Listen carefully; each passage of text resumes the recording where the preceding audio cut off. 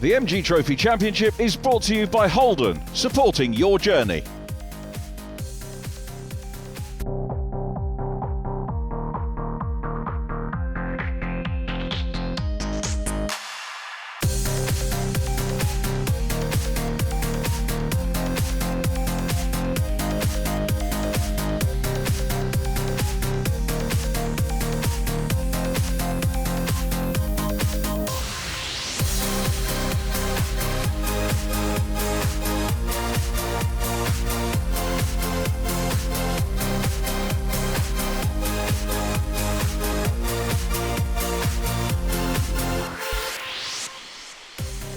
Hello everybody and a very warm welcome to Snetterton, sadly for our final programme of the 2021 MG Trophy Championship Series. The standings look like this: Sam Kirkpatrick crowned champion last time out, but still plenty to play for in the 170 class and the 160s. Before we go racing, Barry's down in the paddock. So Keith, we first caught up with your first event at Holden Park this season. How's it gone since? It's been a case of learning, to try and improve, because Holden Park we were way off the beast, but it's the first time I'd ever done anything like this at all. So at least now, after 3 or 4 meetings, our times are close to the back of the grid, so we have learned, we've enjoyed learning, but it's been difficult, big learning curve, big learning curve. But you've done it in a sensible way. I mean, Holden Park, yes, you were at the back there, but you put round, it's about the consistency. You were learning your limits, the car's limits, and indeed the track. It's a lot to take it in one go while everyone else is whizzing around you. Yeah, the top guys in this series are very good, and they're so good that it highlights the guys at the back, in my opinion. I mean, Sam Kirkpatrick and Fred, they're superb. I mean, for young guns, and they're very good. Old git like me having a go, it just highlights how good they are and how much hard work you've got to do to get even remotely close to them. Now, James, we've been speaking various times during the season, most of it with podium results, which has been good news. Now you can clinch the Class C title of this event. How does that feel? How's the season been, and what are you thinking ahead of race 1? Yeah, season's been really good so far. Had a couple of fortunate results, had a couple of good results as well on sort of merit. Qualifying was good. I think I qualified on pole for both races. Had a couple of mistakes out there on the circuit. There's one corner I'm a little bit iffy on, so just got to be careful in the race and keep it consistent. Weather conditions variable. In theory, it should stay cloudy and dry-ish. Yeah, I brought some wet tyres with me just in case, but I think we're planning on staying on the dries and keep our fingers crossed. So surely you must have achieved your goal for this season. I think to win, I think I've just got to finish both races. But of course, I'm going to go out there, and try for the win and the fastest lap. So that's the plan.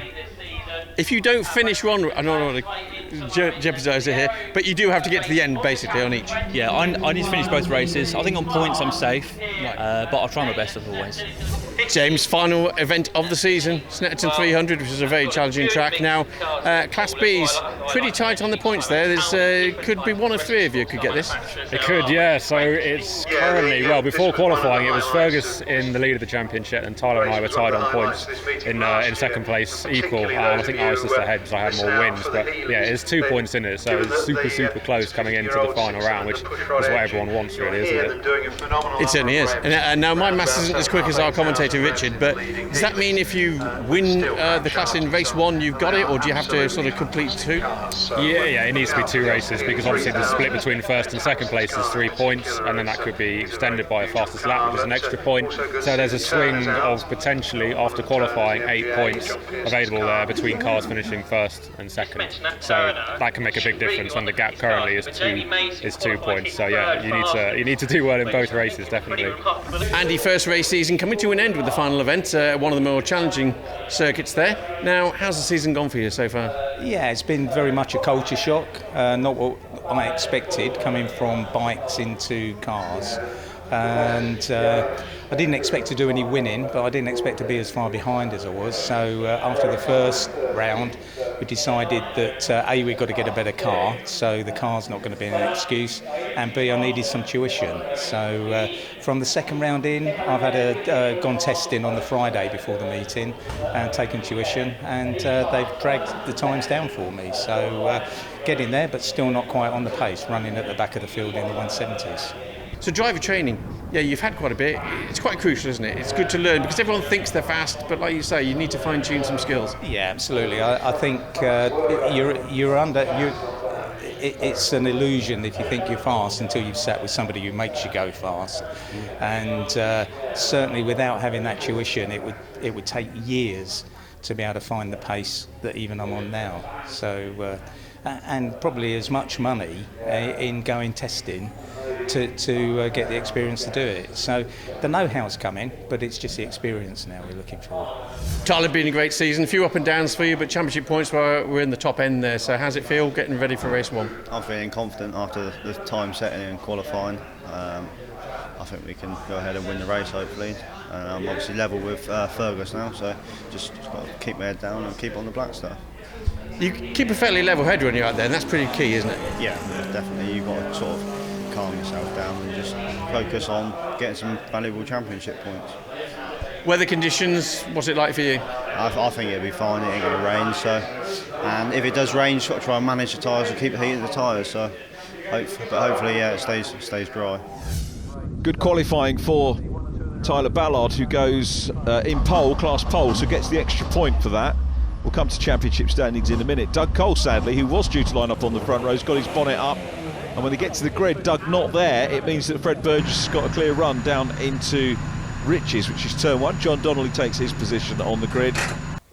It's going to be a fascinating day's racing, with the issues still to be resolved here in the MG Car Club MG Trophy Championship. The red lights are on.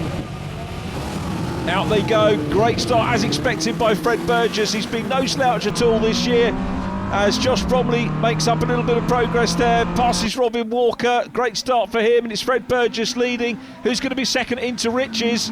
It's Fergus Campbell, and then James Dennison second from Tyler Ballard. So Tyler, who managed to get closer to the class leader Fergus Campbell in qualifying by a point, has got the man right behind him in the championship. James Dennison up ahead of him. 97 car Josh Bromley round the outside line of Joseph Dalgano. Jack Chapman in the 8 car following him. So in car with Patrick Booth. This is the run out of Palmer corner into the infield and coming down to Agostini. Good passing point here if you're on the inside run, and that's exactly what Tyler Ballard is going to do. Hard on the brakes is James Dennison. Ballard in the metallic blue and black car has grabbed the inside line on James Dennison, takes second position in class. That's crucial for him in this meeting. In car again with Patrick Booth. This is Hamilton corner. It's a great circuit, Snetterton. The thought that went into the redesign several years ago, rather than the rather boring old 200 circuit as we call it. In car with Robin Walker in the 77. Joseph Dalgano immediately in front of him. Dalgano gets a little bit of dirt there. Now they come on to the main straight, and a couple of cars rally crossing there and going over the dirt, rejoining, and that is Robin Walker catches Joe Dalgano, and both cars over. Not great to see at all. Let's hope that both drivers are okay. Immediately it's going to be a red flag, understandably so. Movement in the cars, which is good to see. Let's have a look at what happened. This is John Booth's shot.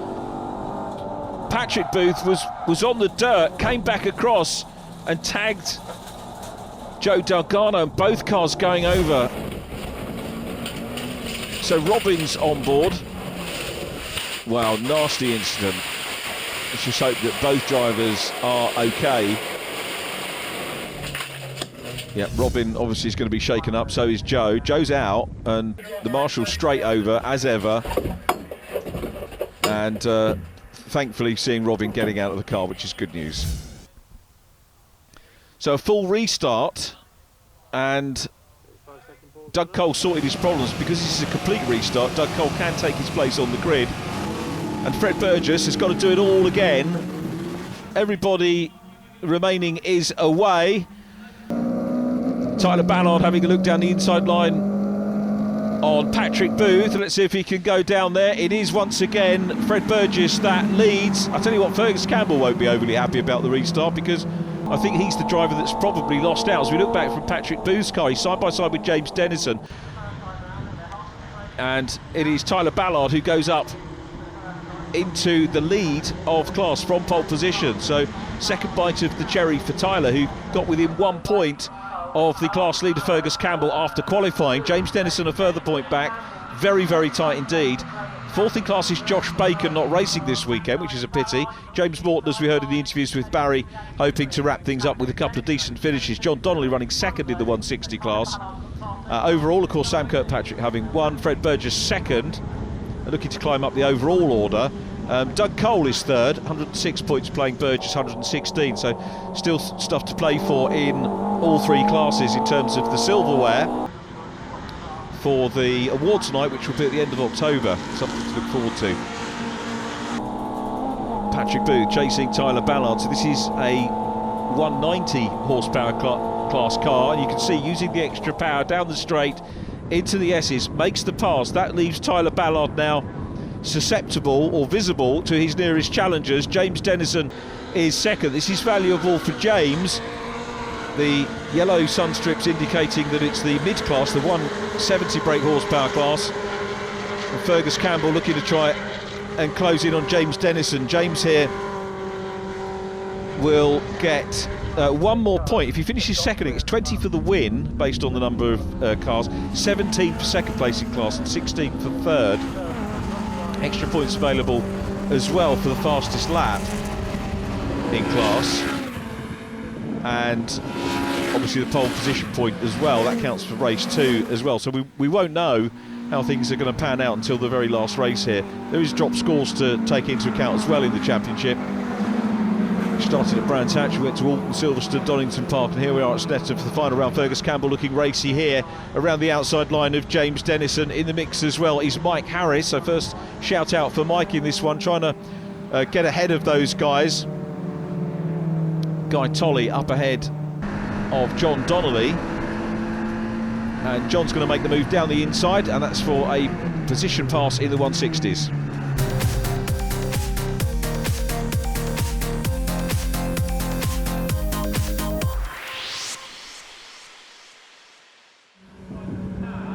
Welcome back to Snetterton, and look at this superb racing going on here. This is for, at the moment, second position in the 170 class, but Mike Harris from the 190s has got between them and Fergus Campbell. He's not really doing Fergus any favours in terms of the his race. Having said that, Mike now gets up ahead of James Dennison, and Fergus Campbell, you can see, just nosing into shot in car with James Dennison. It's going to be difficult to live with the 190 brake horsepower car with the long straights that we've got here at Snet, so good stuff from Mike Harris getting ahead. Great run down the back of the infield into Agostina. You can see the class leader Tyler Ballard is up ahead, still got Fred Burgess out front in the 190s and overall in the race from Doug Cole. Great that Doug managed to get that problem fixed, so good to see him on track, and that's the only real positive that we can say out of the incident involving Joseph Delgado and Robin Walker, who we understand are okay, which is the best news. There is Fred Burgess. Fred has had quite a few fastest laps. He traded those really with Sam Kirkpatrick over the season. Fred actually has had more. Fred had 5. Sam Kirkpatrick had 3 fastest laps. Sam Kirkpatrick, though, largely dominating qualifying in terms of stats. Fred did get pole position in race 2 at Silverstone, so a fascinating battle between those two, but Sam Kirkpatrick, the youngster from Cumbria, taking the title, and he's here this weekend but racing in a different MG. There's Keith Henley, who we spoke to, just going out of shot, and Guy Tolley immediately behind, but back to the battle in the 170 class, and James Dennison, bit of a lock-up going into Agostini. This is allowing Fergus Campbell to close up. At the moment, if we add the points up for where they are in class, we will see Tyler Ballard take the class championship lead, and it'll be by about 3 points, but that could change now because Fergus Campbell goes through on the inside line on James Dennison. Great pass by Fergus. James will fight back. Dennison's still third in class, remember, so we've got all three main protagonists, first, second and third, in the 170s. Now that, by my maths, again, that is Andrew Heron, I think, who is out of the race. It is the 72 car of Andrew Heron. Joined us last time out, had 2 good finishes last time. It's going to be a DNF for him today. John Donnelly in the 76 car, currently second in the 160 standard power class, and championship-wise, that is. And having a decent race of it today. It's James Morton leading the race once again, so looking to set up his championship with a brace of wins.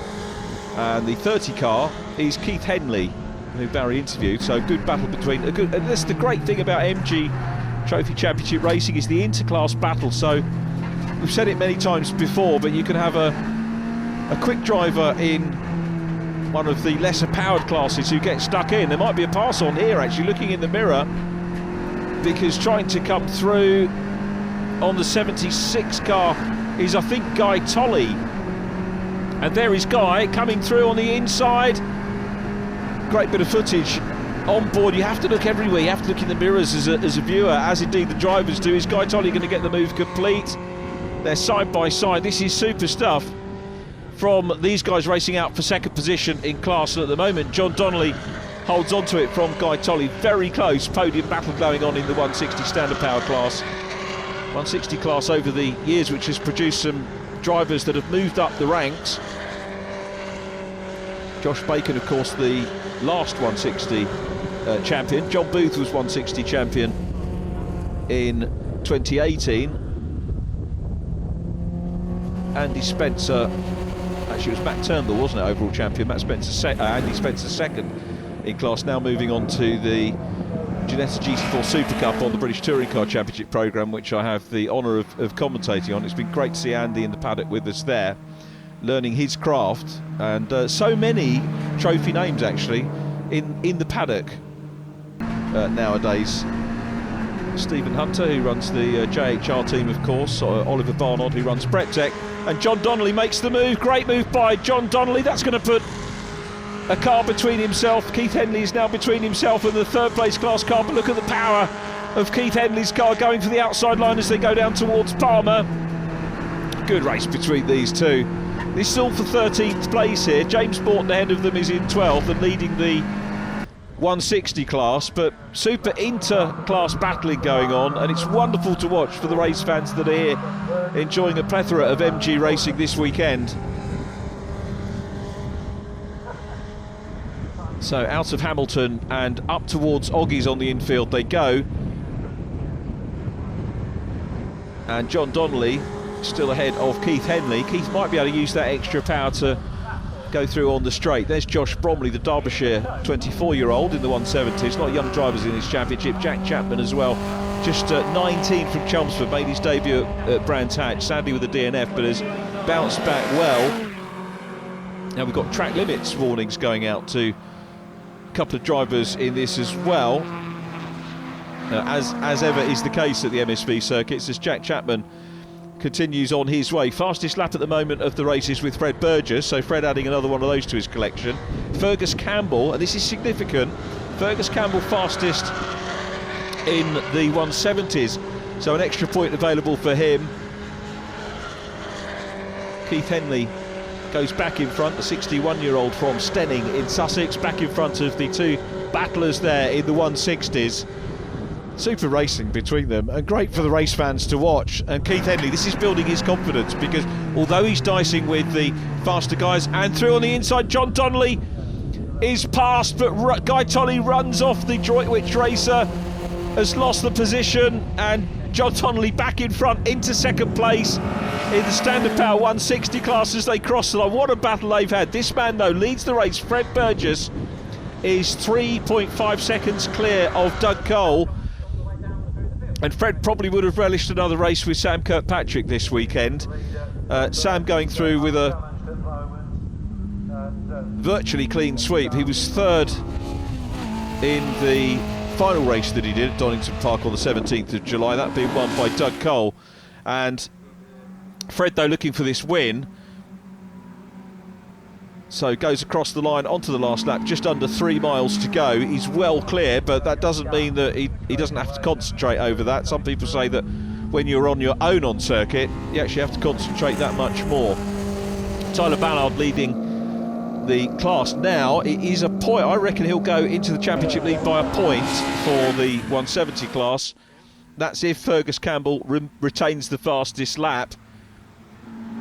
So there is Tyler Ballard chasing Mike Harris. The top three at the moment: Fred Burgess, Doug Cole, Patrick Booth in third. Apologies, Patrick, that I hadn't called him out thus far in the race, but having a good one on his way to, I think, the first podium of the season for Patrick Booth, which is going to be great to see. But Fred Burgess has had clear circuit here, and of course, being 3 miles long, you tend not to get stuck into any of the lesser powered class cars, because there isn't really enough time to catch them unless somebody has a problem. And Fred Burgess had clear track. He's had to focus on his racing lines, probably had the occasional glance in the mirror, but Fred Burgess is going to finally get his first win of the season.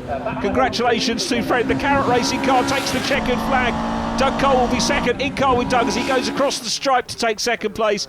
Patrick Booth will take third. Mike Harris is in fourth place. There is Patrick going across the line. Here comes Mike Harris, dealt with the 170s earlier on in the race. Tyler Ballard is going to take the class victory and I think the championship class lead here, so he's got to do it all again in race 2 to keep ahead. There is Tyler taking the class win. Fergus Campbell will be second. We're watching Josh Bromley up ahead of Jack Chapman. Josh Bromley and Andy Heitman picking up track limits time penalties, so we might see Josh dropping back a little bit further, but Jack Chapman having a go nonetheless. And James Morton, this is the standard power class. James Morton is in the lead. Haven't seen a lot of him in the race. He's done a Fred Burgess really and got away from the rest of them, who aren't that far behind, as you can see. Keith Henley again still ahead of John Donnelly and Guy Tolley, and it will be James Morton who takes the win. There it is from Keith Henley, and then John Donnelly second in class, Guy Tolley taking third position in the 160 standard power class here, and that is the penultimate race of the season complete here at Snetterton. 1 to go. Here's the result: Burgess, Cole and Booth from Mike Harris, Tyler Ballard winning class B from Fergus Campbell and James Dennis, and Jack Chapman in fourth from John Booth and Josh Bromley in 10th. 11th goes to Andy Heitman from James Morton and Keith Henley. John Donnelly next up from Guy Tolley. Non-finishers sadly Andrew Heron. Fastest laps: Fred Burgess, Fergus Campbell and Guy Tolley. And Barry is down in Parc Fermé. Well, Fred, if I ever had to see a convincing race win, that's got to be it. Yeah, it was a fairly comfortable race in the end. Got a good start. Did 2 or 3 laps at a good pace, built up a bit of a lead, and then kind of managed it from there. So yeah, it was an enjoyable race. Quite hot in the car now the sun's out, but yeah, it's a good race. Tyler, a very good class win there. You must be pleased with that. And after the first half of the race there, I mean, it was yours in the bag, really. Yeah, obviously I just had to manage the tyres and sort of manage the race and keep it on the track. So sort of bringing the car home. So it's a shame we missed out on the fastest lap, because obviously that's an extra point. But the main thing is obviously we won and got the winning points. So yeah, heading into race 2, it's going to be quite close again. Ferguson, another great race there, great podium, second place for you in Class B. You were probably one of the busiest guys in that race. Everyone was in and around you. It was very busy. We had a very, very good start in the first part of the race, which unfortunately got red flagged. And then they let us have a nice break for a few minutes, 40 minutes or something, while the marshals had lunch, and then we got going again. Not quite such a good start second time round, and I was behind James Dennison, and one of the 190s was nearby. So it was very, very hard work, and it took a while, but I managed to get clear of James and then pulled away a little bit, but by which time Tyler was well down the road and on his way to a well-deserved win. So mission accomplished, 1 out of 1 so far. Yeah, happy with that. Had a good start. Obviously, the second start, it was a big crash in the first race. Sort of pulled away from the other guys and just managed to gap from there, but it was quite hot and the lap time was much slower than qualifying. So the guys have had a look at it and they made a few little tweaks here and there. So hopefully they'll go a bit faster in race 2.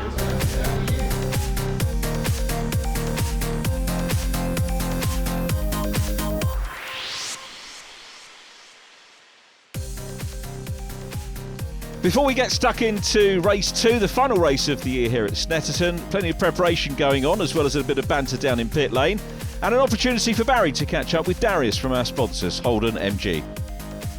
Darius, great to catch up with you here at the Snetterton, the final event of the season for the MG Trophy Championship. Now, Holden MG, very well known in the area for all its dealerships, title sponsor of the programme, which we much appreciate. How did you become involved with the MG Championship? Well, historically, the company was owned by Norfolk Motor Group, who were sponsoring this race over the years, and we just wanted to continue this relationship. Well, it's certainly a partnership that works really well, and thankfully this year, now COVID rules more relaxed, we all get the benefit of more members of the public coming to the event as well.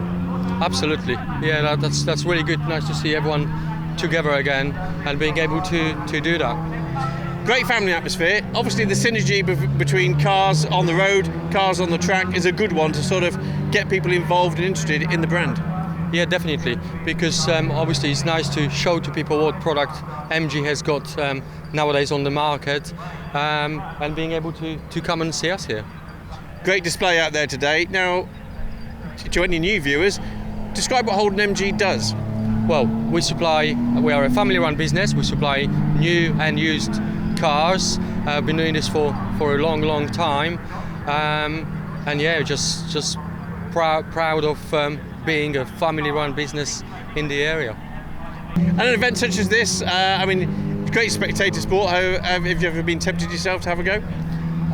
Yes, watching this, I'm jealous. I'd love to have a go. Maybe one day. And the stand itself seems to have got quite a lot of interest there. So, as I said before, it's a great way to integrate, isn't it, with the public? Definitely, and I think people are more likely to come and talk to us here, rather than maybe sometimes going to the showroom, because it's a bit more relaxed, and yeah, it's just a nice environment and atmosphere. And finally, if people want to know more about the range and what you do of vehicles, how would they get hold of you? Very simple. Come and visit our showrooms, or go on our website, which is holdengroup.co.uk. Thanks very much for your support. Enjoy the rest of the day here. Thank you very much. Doug, no stranger to the podium there. Another good, clean second place.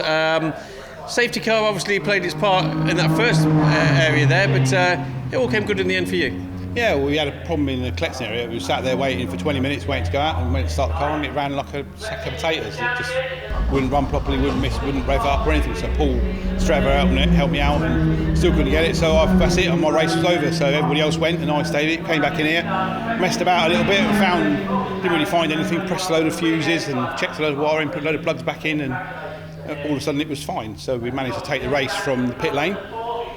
Which is okay, but it was going to be interesting because obviously with cold tyres. So I had a bit of a move, got one person, then got the second one, and then went down the back straight, and all I could see was Justin cars flying anywhere. I thought, well, that might be a bit of a red flag. And unfortunately, it came through the dust, and it was my friend Robin, who I look after. So that was not quite so good. So yeah, so one man's sort of So we ended up having a red flag, of course, and then I had to check to make sure I was allowed to take a restart, but they were taking it as a brand new race, so there was nothing. So yeah, we had a good start, had a good second place, and Fred was just too quick. Patrick, race one, the penultimate race of the season, I suppose. Third place, good result. It was a great result, actually. Not so much at third place, but the fact that we brought the car home in one piece, no smoke, engine in one piece. We had the gearbox off and everything again last night, replacing oil seals again. And we finally got it to stop leaking, so I was just delighted to bring it home. So third place is as good as a win for me. Gearbox and so forth, that's pretty major stuff to do in a short weekend. You'd be amazed what Ali and the 4G team will do. We'll just decide, you know what, this gives us a 25% chance of racing, we'll just do it anyway. So yeah, gearbox off, new seals in, and we did it twice at Silverstone and it didn't work. This time it did. On the restart there, the top three of you sort of managed to get a really good gap over everyone else, and the 99 machine was just sort of keeping that little bit of a gap there. Yeah, well, Doug's consistently fast, and I tend to get a little bit faster, so I thought I might be able to catch him. And then I made a little mistake and lost a few metres to Doug, and then my steering wheel came loose.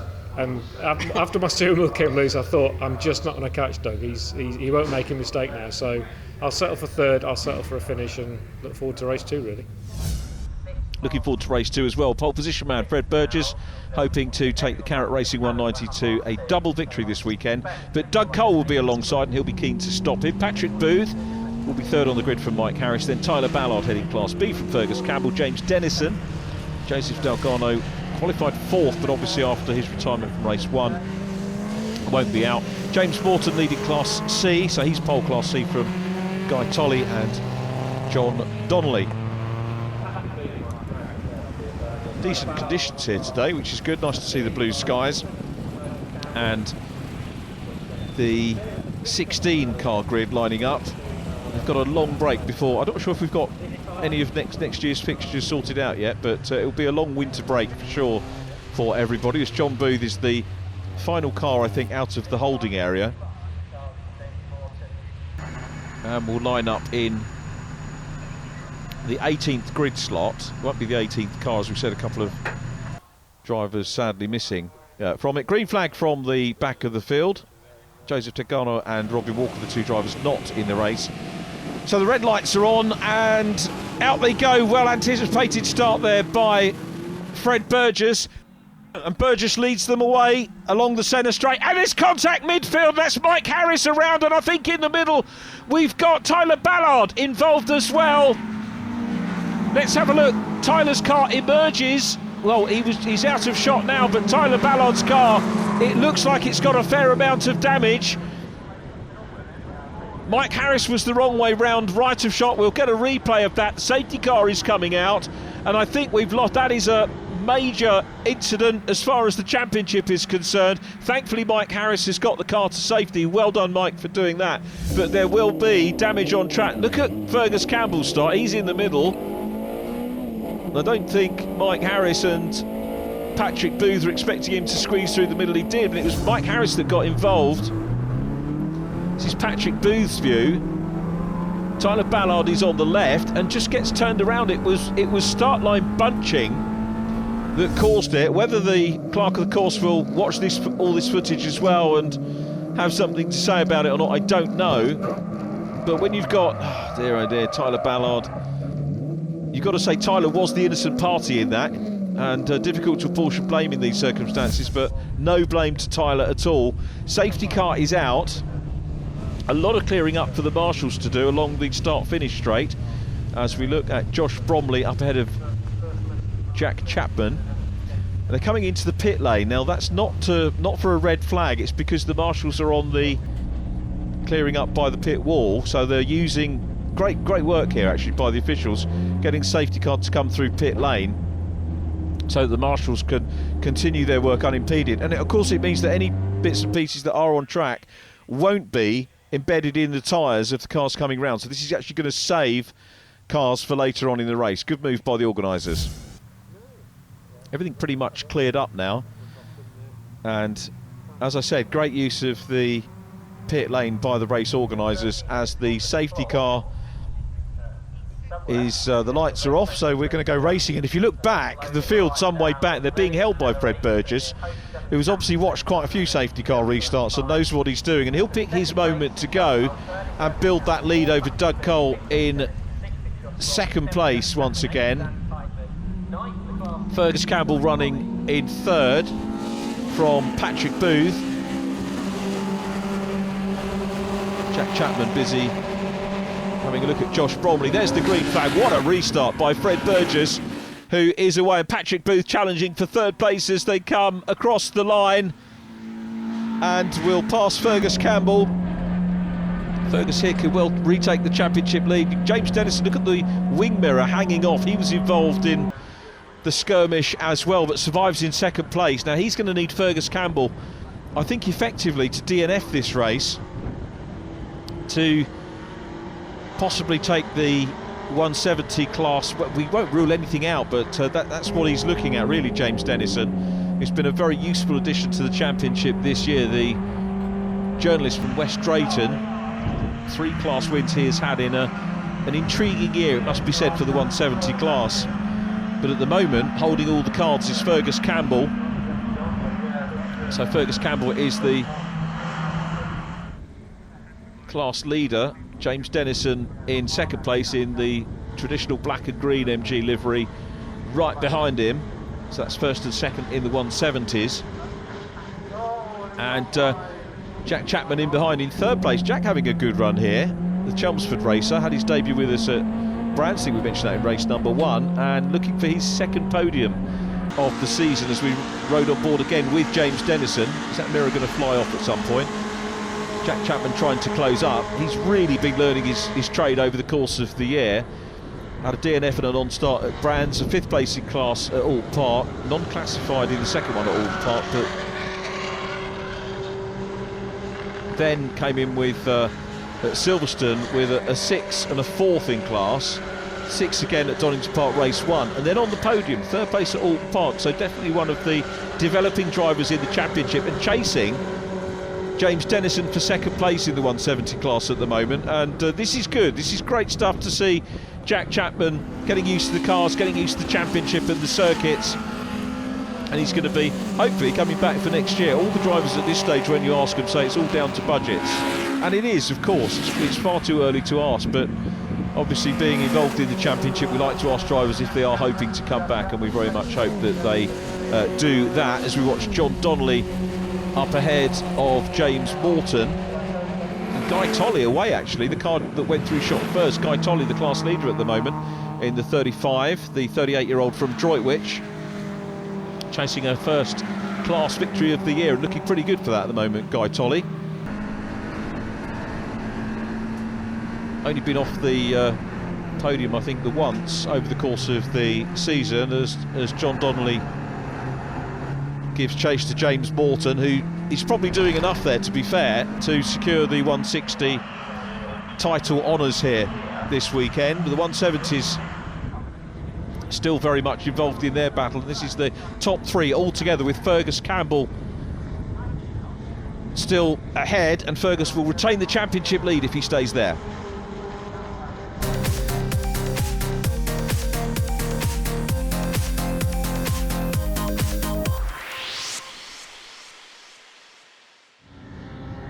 Towards the closing stages of the final race of the year, but what a race it's been. Now challenge on for second place and through on the inside line as they go into Brundle. Jack Chapman takes second position away from James Dennison. Now who knows which cars have been done, but this is a super drive from Jack Chapman, who goes through and now has the fastest lap in class as well. James Dennison will fight back. We know he's been in the damage. You can see the left mirror hanging off. And I'm wondering whether Fergus Campbell picked up a bit of damage in the Schmozzle as well. I didn't actually catch where Jack Chapman was. It's possible that Jack might well have been... Yeah, he was involved as well, because his mirror's hanging off the other side. So all of these cars have been in the wars in this race. So James Dennison still chasing third position. What a race we have had here in the 170s. And it's a battle for the lead now, because Jack Chapman is taking a wide line into Riches. Will he be able to get the cut back underneath? Sometimes when you gain that momentum through Riches, you can tee up the inside line, but Fergus Campbell is rightly defending that. If they slow each other up, it will bring James Dennison back into it as well, plus James Speed, of course, as well. But they're your top 3 in the 170 class, battling it out, the last race of the season, and fighting it out for every single point right the way to the last lap and the checkered flag of this season. Incredible stuff. Things getting closer as well in the 160s, we hear. Guy Tolley, the race leader, you might remember earlier on, as Jack Chapman has another look, getting very close as they head down to Agostini, and he's teeing up the outside. This is a brave move, it can be done, not at the moment though, but he's just showing intent here. And do you know what, going wide shows that he was confident that James Dennison wasn't going to close up and make a move. Coming up into Oggie's corner now, then it's Williams corner onto the Bentley straight. Top 3 all together. Wonderful shot to see. Great front view, rear view there as well. Nobody in the mirrors at the moment, but if we look back, we can see Josh Bromley running in fourth. So another good drive from Josh Bromley. As kicking up the dirt is Jack Chapman in P2. He's trying hard, so this is where they get a little bit of a breather. Almost looks pedestrian sometimes down the Bentley Straight. Now they come into Brundle, named after Martin Brundle. Oh, two-wheeling it there was Jack Chapman. He is trying so hard. You can see how he got the fastest lap of the race for the class, but keeps it all on track. That could have gone over. It just shows what a fine line there is between right and wrong in racing, and James Dennison again we'll see that as a little chink in the armour of the P2 man, and will fancy his chances at getting back onto that second step of the podium. Battle on again, rides the curbs, goes up on two wheels, and Dennison closes up. Super race. We said it was closing up. This is the 160s, and Guy Tolley is there. James Morton is going to have a look down the inside. He's closed up. He's done a lot of work to close up. Remember, started on pole, and it's always good to see a driver setting pole positions and then driving away from the opposition. But sometimes it's nice to see the drivers have to deal with a bit of overtaking in some class competition, which we've seen here from Class C champion-elect James Morton trying to close on Guy Tolley, newcomer, as you can see from the insignia on the back of the car. Along centre straight, looking on the inside here. Has he got the power to go past? It looks like he's drawing level, so I think he's got the overlay. He's got the pass done as well. Well done. James Morton into the class lead. Guy Tolley will try and fight back if he can, but looking pretty handy at the moment. Guy Tolley for maybe another second place to add to his collections. Be a little bit gutted not to perhaps be looking at the race win. So Fergus Campbell, class leader, under pressure from Jack Chapman. Fergus needs to finish this race, remember. Tyler Ballard has the class lead. If Fergus has a mechanical problem or gets involved in an incident and DNFs, because Jack Chapman's got fastest lap, there won't be any additional points for him. So down the Bentley Straight they go, relatively settled at the moment, those three. Quick look back, Josh Bromley in the mirror camera, facing camera of James Dennison. James looking ahead as they come into Brundle. Brundle's the left-hander, Nelson the right-hander, through to Bombhole they go, and Jack Chapman closing up again. It's been a good first season for Jack, and I do hope that he'll be back next year. I'm sure he'll be buoyed with this meeting for sure. Fergus Campbell, who was 170 champion, I believe, if I'm thinking correctly, 2014 runner-up to Chris Bray, was 190 class champion that year.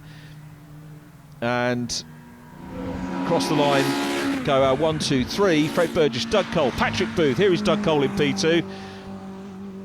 And goes into Richie's corner. Another good drive from Doug, can always be relied on to be up at the sharp end. Patrick Booth, relieved to bring the car home in race one, as you heard, and doing a good job here, not that far behind Doug Cole.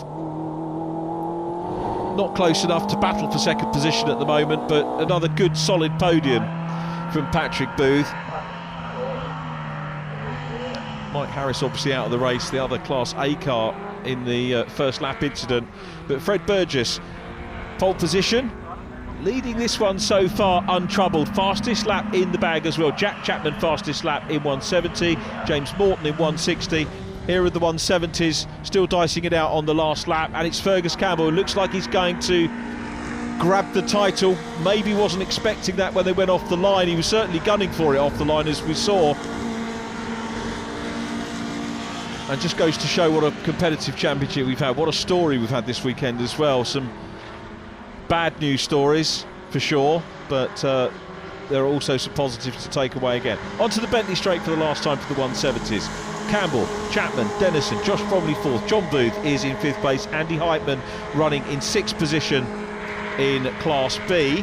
Class positions being completed by Keith Henley and Andrew Heron at the moment, but here is Fred Burgess in first place, out of Coram into Murray's Corner, lifts the wheel, smooth yet spectacular at the same time, and goes on to the centre straight. Andrew Heron moves clear, great driving by Andrew Heron, well done Andrew.